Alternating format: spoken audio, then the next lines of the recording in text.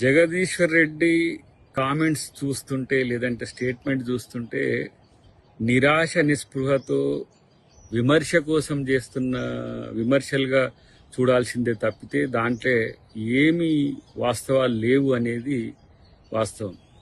అబద్ధాలు చెప్పడానికి కూడా నిస్సిగ్గుగా వారు చేస్తున్న కామెంట్స్ ఏవైతే ఉన్నాయో, ఒక్క ప్రాజెక్టు కట్టకుండా కనీసం ఎస్ఎల్బిసి టన్నెల్ కూడా పూర్తి చేయలేని ఒక దివాలాకోరు ప్రభుత్వం ఇలా గతంలో పాలించింది.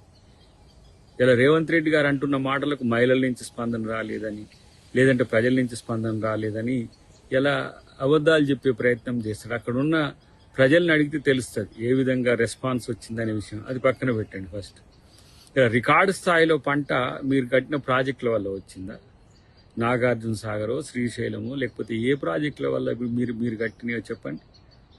కాబట్టి మీ యొక్క అస్తిత్వం కోల్పోతున్న క్రమంలో ఏదో కేసీఆర్ను మెప్పించడానికో, లేకపోతే మిమ్మల్ని తిట్టినందుకు ఏదో దాన్ని నేను ఉన్నా అని చెప్పుకోవడానికి తప్పితే దాంట్లో ఏముంది మీ ప్రెస్ మీట్లో? కేవలం ఎలా కేసీఆర్ భజన పరుల యొక్క బాగు జరిగింది కదా ప్రభుత్వంలో తప్పితే మరొకటి కాదు.